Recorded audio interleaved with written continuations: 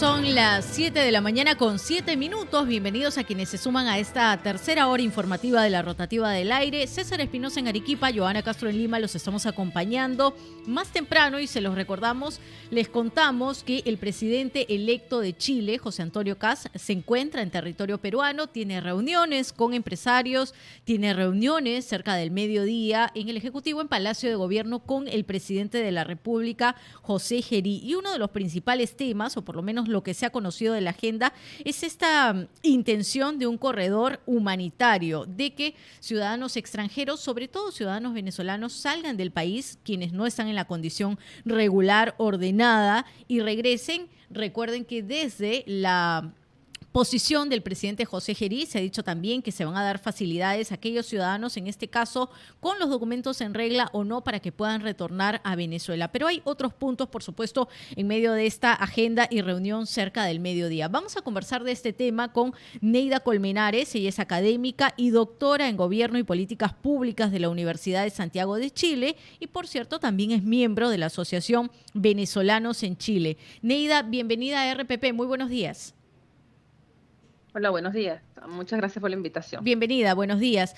¿Cuáles son, digamos, los puntos de mayor interés en esta visita o este encuentro que va a tener el presidente electo de Chile, José Antonio Kast, y nuestro presidente, el presidente de Perú, José Gerí? Bueno, de lo que hemos conocido de la agenda del presidente electo José Antonio Kast, creo que son dos aspectos centrales. Uno, lo que significa pues fortalecer los vínculos con Perú, que es un país fronterizo muy importante para Chile. Y en segundo lugar, lo que hemos podido conocer también por las propias informaciones de él y de su gabinete, es avanzar en generar una colaboración en torno a un proceso de retorno que se está llamando corredor humanitario, digamos, un poco como lo está planteando él, en torno a el retorno de venezolanos que estén en Chile y que deseen, bueno, o que ellos quieren que regrese a Venezuela. Entonces, el tema migratorio, digamos, yo creo que el tema migratorio es lo que está en la agenda. Neida, buenos días, te saluda César Espinosa. ¿Y este tipo de corredor que plantea el señor José Antonio Kast, es realmente un corredor humanitario o responde más bien a una política de control migratorio? César, mira, bueno, te agradezco la pregunta porque efectivamente lo que plantea José Antonio Kast, el presidente electo, a mi juicio, bueno, desde una perspectiva más técnica, es incorrecto llamarlo corredor humanitario. Lo que plantea el presidente Kast electo es generar un corredor de retorno forzoso, ¿no es cierto? Y creo que eso ha estado en el marco de una narrativa de criminalización de la migración y que tiene que ver con la salida de venezolanos que están en situación irregular. Un corredor humanitario implicaría, primero, suscribir también a los acuerdos internacionales, el Estatuto de Roma, que coloca el foco en los derechos humanos, en acordar con las personas su retorno hacia Venezuela. Venezuela hoy en día tiene una situación de mucha incertidumbre, por lo tanto tampoco hay condiciones en Venezuela que permitiesen hoy, por lo menos, definir que estas personas van a ir en situación de seguridad, sin correr riesgo y con acceso a derechos fundamentales.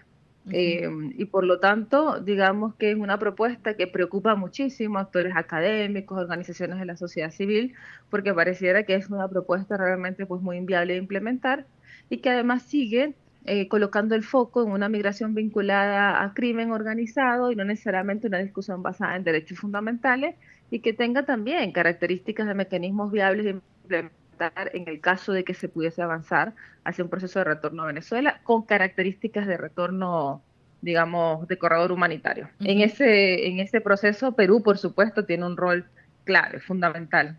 Claro, por la posición geográfica. Además, él asume el 11 de marzo. Entonces, digamos, estos encuentros con mandatarios, porque ha realizado ya el encuentro con Javier Milei, presidente de Argentina, Daniel Noboa en Ecuador, ahora al mediodía se reúne con el presidente Gerí, van, digamos, con una mirada o con una intención general de qué propósitos.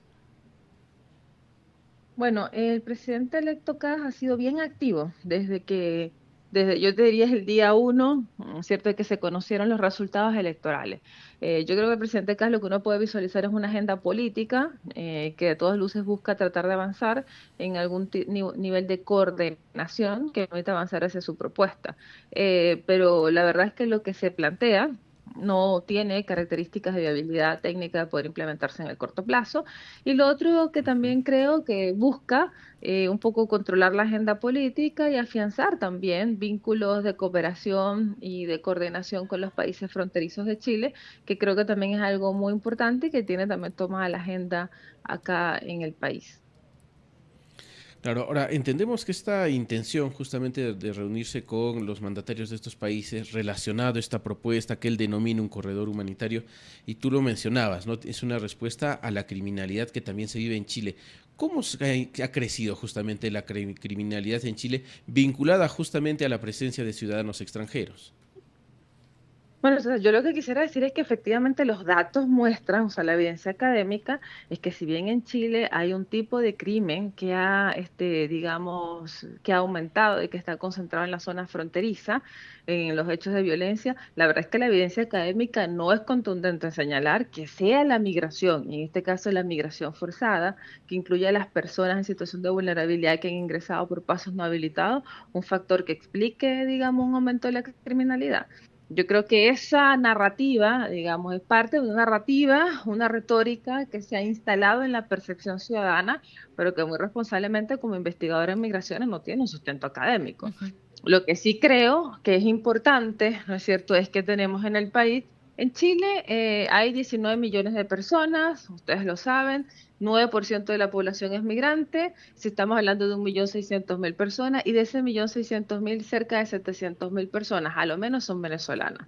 También el Instituto Nacional de Estadística este año señaló que al menos Sí. 334.000 personas están en situación de irregularidad, la mayoría son venezolanas. Entonces, lo que sí es real es que tenemos un alto volumen de población venezolana en situación de irregularidad, y eso efectivamente es un problema para el país. Ujú. Aumenta la pobreza, el empleo informal, no tiene acceso a derechos, hay una situación de incertidumbre en ese sentido, y por lo tanto, en mi opinión, yo creo que también se ha focalizado excesivamente un elemento que tiene que ver con un tipo de violencia o de crimen organizado, pero no se está abordando integralmente el problema. Sí. Entonces, por lo tanto, ahí también hay un problema más estructural en cómo se está discutiendo la política Ujú. pública en ese sentido.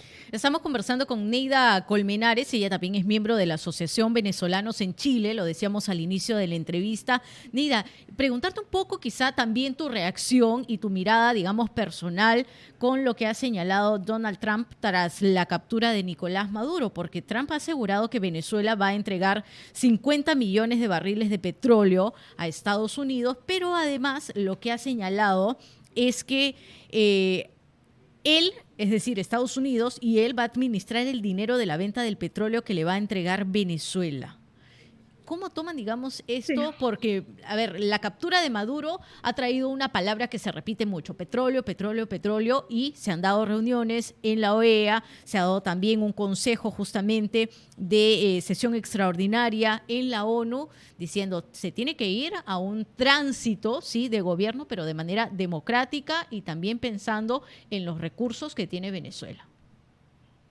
Sí, mira, efectivamente te podría señalar dos primeras lecturas que yo tengo a pocos días, ¿no? Porque esto, como ustedes saben, Es es muy reciente. complejo. Ujú. Sí, por un lado, efectivamente, bueno, lo que tú señalas, esto ha instalado, digamos, con fuerza la conversación del papel que tienen los organismos internacionales y lo que han hablado los gobiernos latinoamericanos del derecho internacional. O sea, ha evidenciado la poca influencia finalmente de los organismos internacionales en poder contribuir a avanzar en recuperación o consolidación de los sistemas políticos democráticos de nuestros países. Y hoy día, por supuesto, se busca una condena hacia la intervención de Estados Unidos, en la intervención militar.